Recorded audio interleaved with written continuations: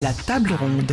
Vous vous rappelez tout de même, le Brexit devait engendrer l'apocalypse en Grande-Bretagne, avec une chute des cours en bourse, des magasins vides, un abandon des accords d'échange internationaux, et puis surtout, oh, horreur, un retour des visas. Alors bon, pour l'apocalypse, il faudra attendre encore un peu, mais il est vrai que les Britanniques souffriront d'une pénurie de dinde à Noël, et plus généralement de viande préparée, car il n'y a pas assez de bouchers en Grande-Bretagne. Et puis il y a aussi de nombreuses stations d'essence, ainsi que des supermarchés qui ont un fonctionnement perturbé au ralenti en raison d'un manque de chauffeurs routiers pour acheminer les produits. Et puis aussi, il faut le dire, d'un effet de panique qui pousse les gens à faire des stocks.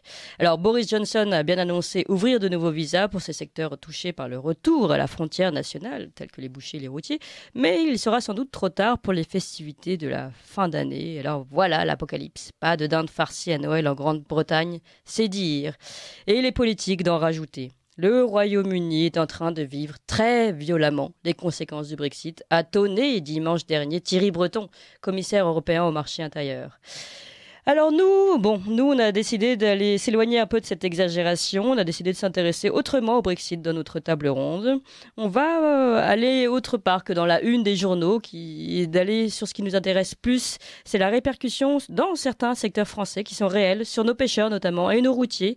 Et puis la réponse qu'aura un défenseur du Brexit, j'imagine, et surtout un partisan du Frexit, Charles-Henri Gallois. On en parle tout de suite. Alors on est avec Charles-Henri Gallois, président du mouvement Génération Frexit et auteur de Les Illusions économique de l'Union européenne. Bonjour Charles-Henri Gallois. Bonjour Clémence Sudakova. Et nous sommes tout de suite avec Sébastien Rivera, secrétaire général de la Fédération nationale des transports routiers du Pas-de-Calais. Puis dans quelques instants après, nous recevrons un représentant des pêcheurs de Normandie. Alors je propose qu'on commence par donner la parole à Sébastien Rivera. Bonjour. Bonjour. Et que vous nous racontiez justement en quoi le Brexit, pour vous, a atteint votre secteur. Nous, ça a commencé avant la date officielle du Brexit. D'accord. Puisque à l'annonce du Brexit, si vous voulez, notamment les principaux chargeurs britanniques ont anticipé d'éventuels droits de douane, d'éventuelles difficultés d'approvisionnement des marchandises. Donc il y a eu un gros phénomène d'anticipation, ce qui fait que les volumes transportés vers la Grande-Bretagne ont fortement augmenté. On a eu fin d'année 2020 de longues files d'attente, de longues heures d'attente pour nous, pour rejoindre la Grande-Bretagne, puisque le port de Calais et le tunnel, qui sont les voies d'accès vers la Grande-Bretagne, n'étaient pas en capacité pour absorber. Donc le premier effet, nous, on l'a vécu avant. Ensuite, à partir du 1er janvier 2021, finalement, effectivement, on a eu des procédures douanières supplémentaires, donc les conducteurs ont dû être formés, les clients ont dû également effectuer les démarches douanières, les transporteurs ont dû également acquérir de nouvelles compétences pour répondre, satisfaire aux nouvelles obligations administratives. C'est un peu de temps supplémentaire. Finalement, ça se passe pas si mal que ça. Il n'y a qu'une partie des contrôles qui sont opérés, puisque la Grande-Bretagne a décalé ses contrôles douaniers. On a encore eu un nouveau décalage. Ça devait s'appliquer au 1er janvier 2022. Finalement, ce sera au 1er juillet 2022. Oui, ils se sont rendus compte qu'il y avait quand même un problème de transport, de fluidité, on va dire, dans les produits. Et donc, voilà. Ils ont décidé d'appliquer petit à petit, en fait, ces réglementations. Exactement. Puis après, entre deux, le Covid a également fortement perturbé le lien transmanche.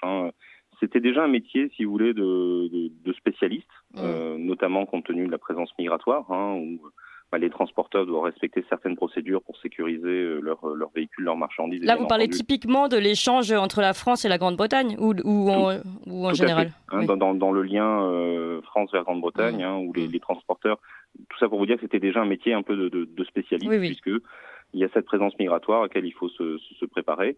Ça le devient encore plus avec le Brexit, puisque ça demande des compétences supplémentaires, des connaissances supplémentaires, compte tenu de ces opérations de dédouanement à satisfaire, des opérations administratives. Et depuis le 1er octobre 2021, les conducteurs désormais doivent avoir un passeport qui pose quelques difficultés, puisque tous les conducteurs n'avaient pas leur passeport. Et puis, tout ça réunit cette problématique migratoire, ce que les conducteurs et conductrices ont vécu durant le Covid, avec des tests imposés quasiment à chaque passage, le fait que certains aient été bloqués durant les fêtes de fin d'année, dans le cadre des dernières négociations Brexit, fait fait que certains conducteurs n'ont plus trop envie d'aller en Grande-Bretagne. Donc certains n'ont pas voulu faire leur passeport pour arrêter d'être conducteur vers la Grande-Bretagne. Alors, 2 questions à ce sujet. Pour les routiers, est-ce que ça représente une grande perte de marché d'arrêter de travailler avec la Grande-Bretagne pour un routier français ? Alors attention, il faut différencier, c'est-à-dire que moi je représente les entreprises de transport qui, elles, ont des marchés vers la Grande-Bretagne et qui n'ont pas intérêt à les arrêter. Oui. Donc certaines petites entreprises, effectivement, ont arrêté devant ces difficultés administratives, ont préféré jeter l'éponge. C'est pour ça que je vous disais que finalement ça devenait encore plus un métier de spécialiste. Oui.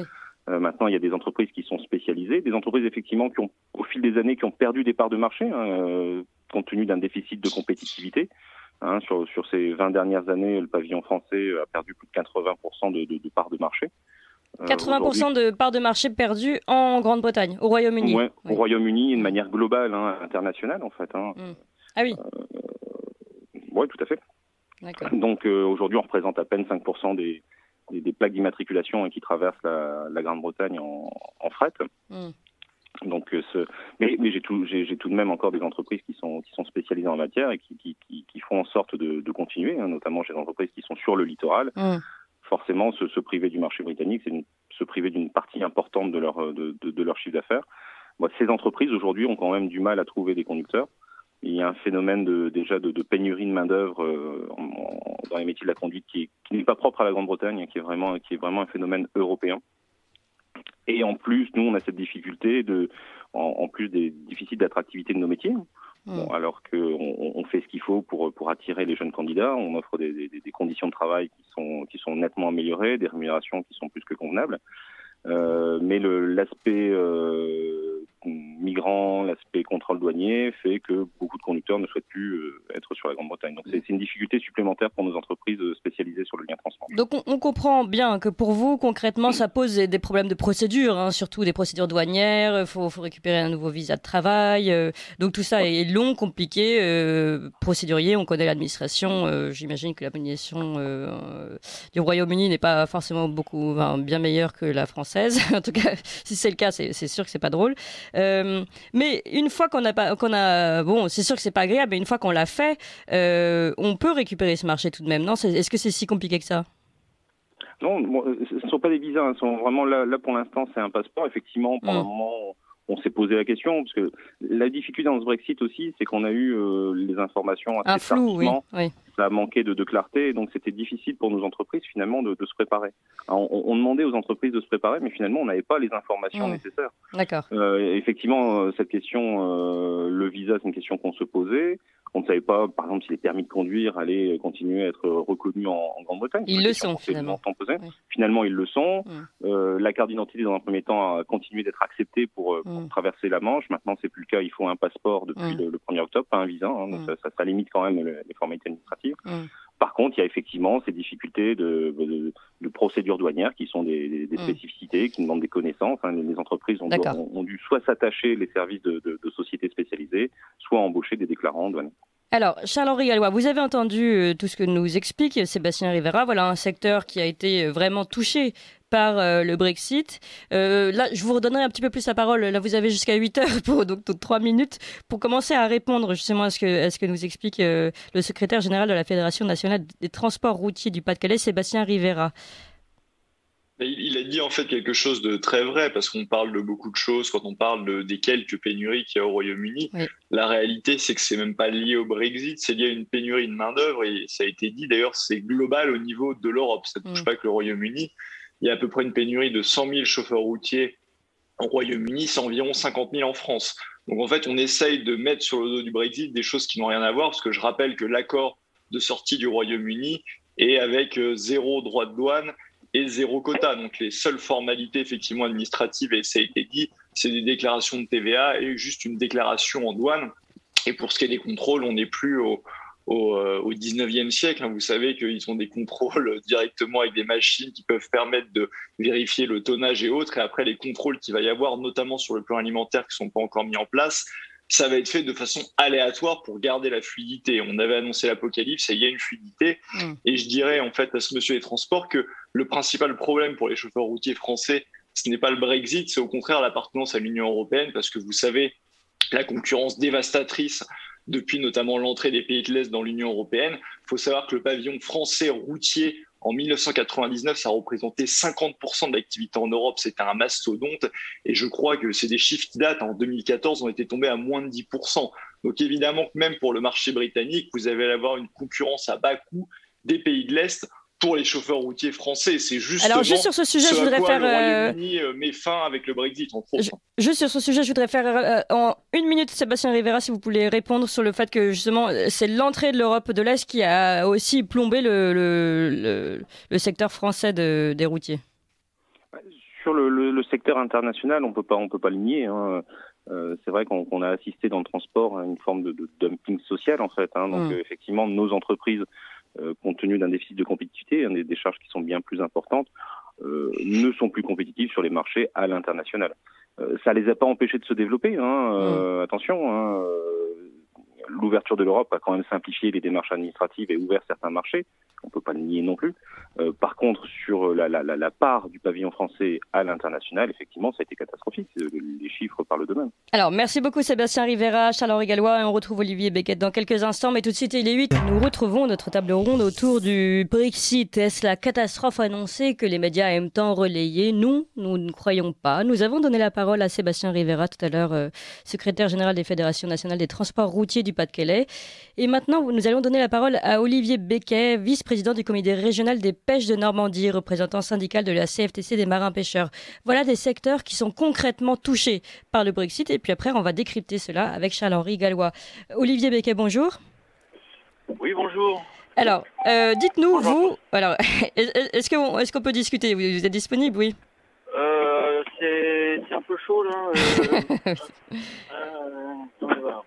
Il faut que je mette des choses dans la... Je vais donner rapidement la parole à Charles-Henri Gallois, je vais vous reprendre après. Charles-Henri Gallois, déjà pour revenir sur ce que nous annonçait, ce que nous avait dit Sébastien Rivera, vous avez commencé à réagir. Est-ce que vous aviez d'autres choses à dire? Vous en avez dit finalement, c'est aussi l'entrée de l'Europe de l'Est dans l'Europe qui a fini de détruire le secteur en France des routiers.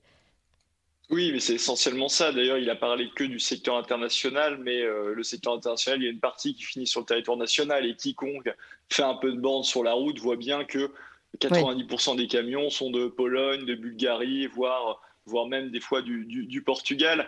Et en fait, cette idée de dire c'est un problème de compétitivité, de charge, en fait, c'est se voiler la face. Puisque je rappelle quand même que le salaire minimum en Bulgarie, c'est de l'ordre de 260 €.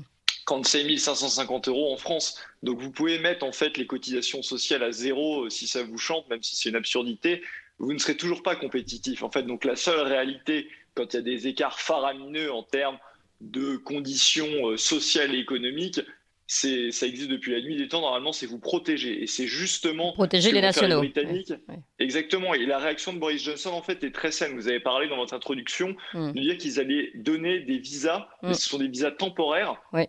Pour faire face à cette pénurie de court terme, 10 500 visas, oui, notamment pas tant que pour ça, ce qui est les transports routiers. Oui. Voilà, très peu. Mais qu'est-ce qu'a dit Boris Johnson ce week-end à la conférence du Parti conservateur?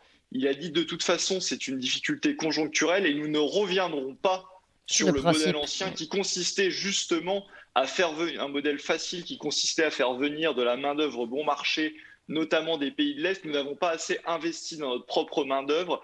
Et c'est fini, en fait, ce modèle de main-d'œuvre à bas salaire. Et qu'est-ce qui se passe au Royaume-Uni? Parce que les gens voient le court terme et il y a effectivement quelques ahuries. Vous avez parlé de Thierry Breton. Alors, attendez, pardon, Charles-Henri Gallois. On va donner maintenant la parole à Olivier Beckett et ensuite vous aurez tout le temps de développer justement ce que vous commencez à dire.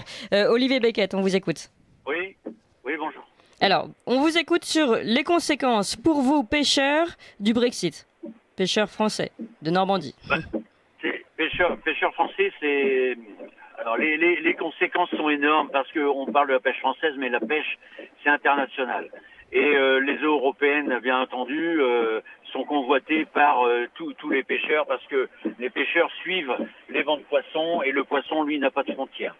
Donc, il faut savoir que les espèces se reproduisent plutôt sur les côtes françaises et vont rôtir plutôt sur les côtes anglaises parce que c'est une question de profondeur, etc.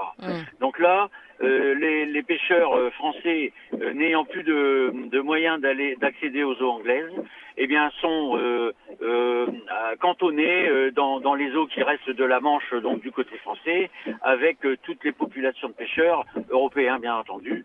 Et ça ça réduit d'autant les capacités à maintenir les entreprises à flot, si je peux me permettre. Mais oui, mais est-ce que ça, c'était pas possible tout simplement en dehors du Brexit de mettre en place un accord binational, sur les eaux, sur l'utilisation des eaux? Alors, il y a énormément de discussions avec, bien entendu, le côté politique sur, par exemple, les îles anglo-normandes. Et on voit bien que le couteau est tiré et qu'il y a tout un jeu de licences, de distribution de licences à des navires qui n'ont jamais accédé aux eaux anglaises de leur vie.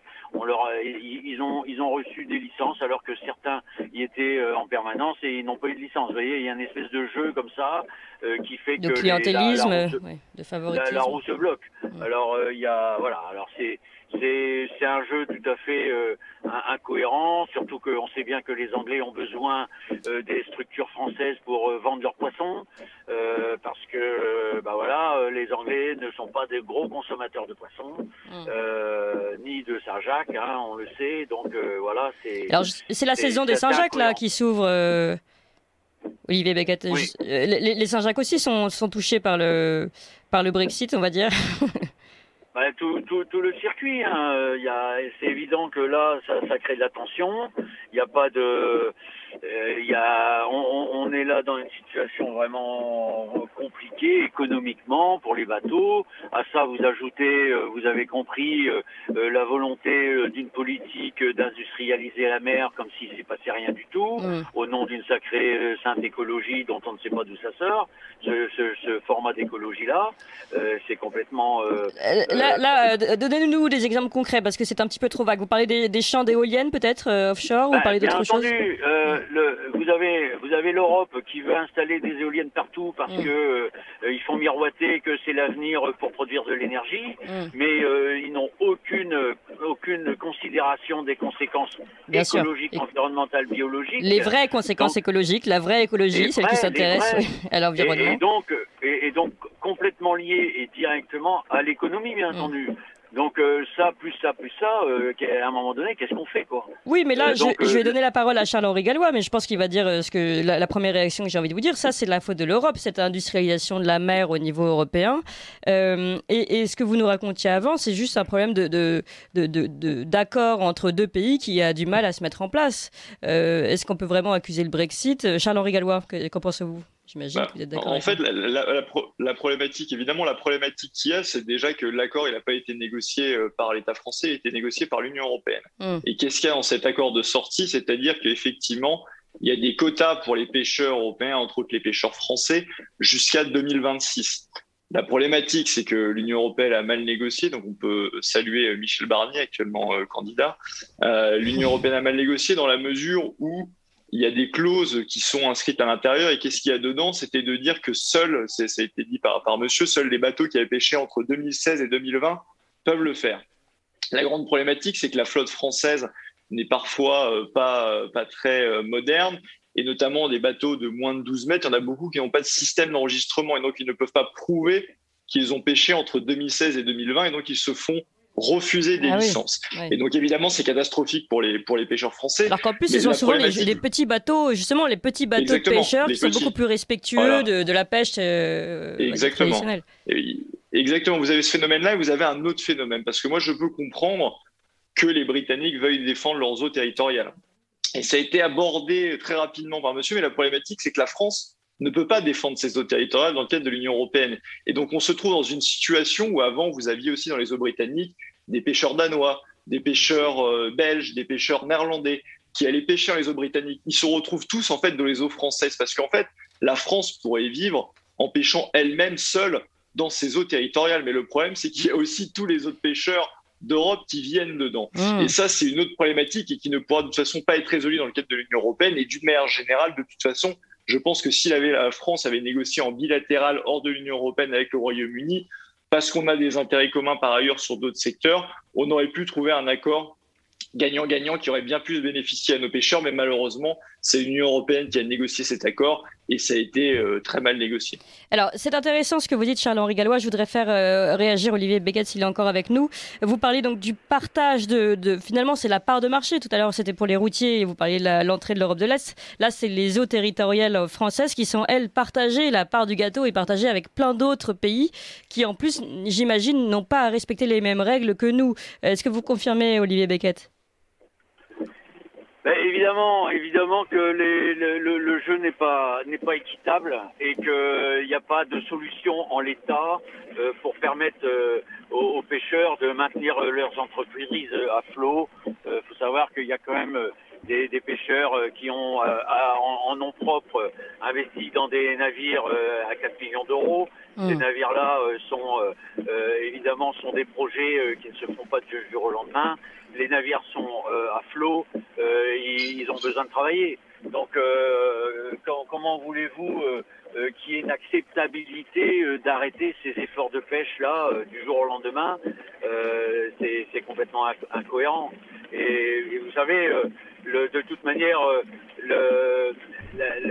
la vie biologique du côté anglais, comme je le disais tout à l'heure, existe par la biologie du côté français aussi, par la question de la hauteur d'eau, la salinité, etc.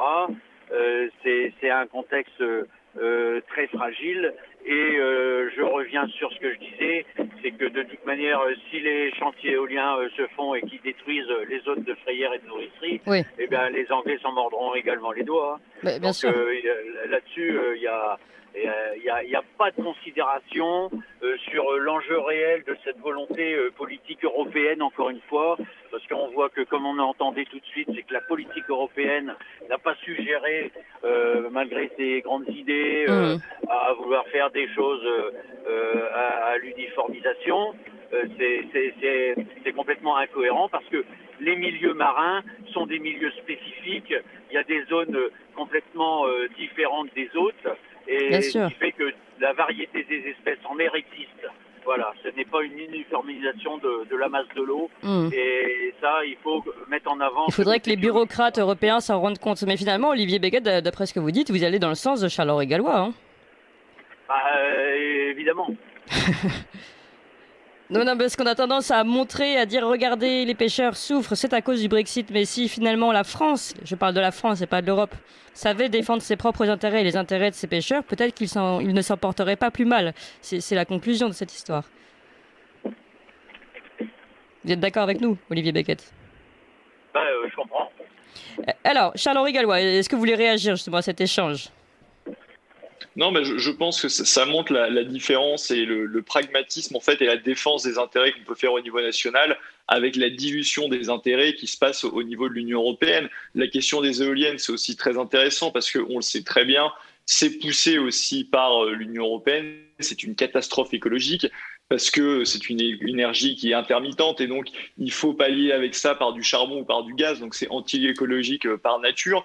Et vous avez vu que dans la taxonomie européenne ou même dans le plan de relance de l'Union européenne, le nucléaire est exclu, alors que le nucléaire est une compétence française par excellence et c'est surtout l'énergie la plus décarbonée avec l'hydraulique et qui coûte la moins cher. Je pense que les Français qui voient à l'heure actuelle leur facture de gaz et d'électricité augmenter devraient se retourner justement contre l'Union européenne, alors que l'avenir de la France, c'est évidemment, d'un point de vue écologique, avec le nucléaire et c'est d'ailleurs un des points de partenariat avec les Britanniques parce qu'eux ont besoin des centrales et on a cette compétence où on pourrait justement dans ce type d'accord obtenir des concessions notamment sur la pêche, mais ça suppose un gouvernement français qui a repris le contrôle donc hors de l'Union européenne et qui négocie enfin en fonction de ses intérêts et pas au nom d'une Union européenne qui appauvrit les Français. Je voudrais juste réagir sur ce que vous disiez sur les éoliennes. On recevait encore hier un professeur à Sciences Po, professeur Brosse, qui nous expliquait qu'une des raisons de l'augmentation du prix du gaz, c'était parce qu'il n'y avait pas eu beaucoup de vent, donc les éoliennes n'avaient pas beaucoup tourné. Voilà à quoi nous en sommes réduits. Nous en sommes réduits à attendre que le vent souffle. Mais en fait, moi, je trouve que pour faire un résumé de tout ce qu'on a entendu, Charles-Henri Gallois, jusqu'à maintenant, on a entendu les routiers, c'est très concret, hein, et les pêcheurs. À chaque fois, on fait face à une Union européenne bureaucratique et très très loin des considérations au cas par cas des Français, comme nous le disait notre vice-président du comité régional des pêches. On ne prend pas en compte la zone de reproduction, la zone de pêche. Enfin, tout ça bouge, évolue, et lui, enfin, il a l'impression qu'en fait c'est une grande mer uniforme. C'est comme ça que voit l'Union européenne. Est-ce que c'est pas aussi le vrai problème de l'Union européenne actuelle? Si vous voulez, c'est pas qu'un problème de bureaucratie, c'est un problème aussi de nuisance des intérêts de la France. Alors, c'est là où vous voyez tout le degré de propagande où on essaye de vous dire, on l'a vu d'ailleurs avec ces deux professions, c'est de la faute du Brexit. En réalité, c'est même pas de la faute du Brexit, c'est de la faute de l'Union européenne, et on essaye de monter en épingle, c'est ce que je développais tout à l'heure, une pénurie qui est très ponctuelle, qui touche essentiellement des produits alimentaires encore pas partout sur le territoire britannique, et aussi au niveau de l'essence, mais c'est très provisoire. Et quel est le contre-modèle en fait que les Britanniques peuvent montrer en ayant fait le Brexit? C'est ce que je disais, c'est un modèle qui est complètement différent. C'est un modèle de défense de ces populations, de défense de ces intérêts nationaux. Et les Britanniques l'ont dit, ils sont pragmatiques. À très court terme, ils vont donner ces visas provisoires. Et après, ils vont au contraire augmenter les salaires. Il faut savoir qu'en septembre, les augmentations de salaire au Royaume-Uni, on nous dit les pénuries, c'est la catastrophe, 8,8% d'augmentation de salaire. On aimerait la même chose en France, et je pense que les travailleurs français aimeraient de telles augmentations de salaire. Donc la réalité, c'est quoi? C'est que le Royaume-Uni, qui a repris le contrôle en toute matière, et notamment en matière migratoire, va arrêter de faire venir de la main-d'œuvre à bon marché. Ça va bénéficier évidemment à ces travailleurs nationaux, ce qui est tout le contraire du modèle de l'Union européenne. Et sur les pénuries, vous parliez de pénuries de dinde, c'est des pénuries prévues. Moi, j'attends de voir en décembre s'il va vraiment y avoir des pénuries, parce que je vous rappelle que ça devait être l'apocalypse dès le lendemain du vote du référendum. Il devait y avoir des pénuries de papier toilette, etc. Elles ne sont jamais arrivées. D'ailleurs, j'ai même vu un article français où c'était en France où il y avait des pénuries de papier toilette à l'heure actuelle. Donc voilà, on est dans une espèce de grand cirque médiatique. Et puis au pire, si ce n'est pas les dindes, il existe d'autres volailles. Hein. On n'est pas obligé de s'acharner sur les dindes. Exactement. Et il faut quand même aussi voir qu'au niveau français, il y a la problématique de la pêche, mais en mars, les échanges, grosso modo, ont repris le même niveau que ce que c'était avant le Covid, parce que ce qui a baissé les échanges, c'était évidemment plus le Covid que le Brexit. Et il faut savoir que d'autres secteurs, je pense notamment au vin, au champagne et autres, continuent d'exporter vers le Royaume-Uni, absolument aucun problème. Donc on a voulu faire une montagne en fait en disant que le Brexit, ça allait être catastrophe. Ça ne l'est pas du tout. Et même le choix d'ailleurs migratoire au niveau de la main-d'œuvre, on pourrait dire que ce n'est même pas lié au Brexit, parce qu'après, quand vous reprenez le contrôle de la politique migratoire, vous décidez de la politique que vous faites.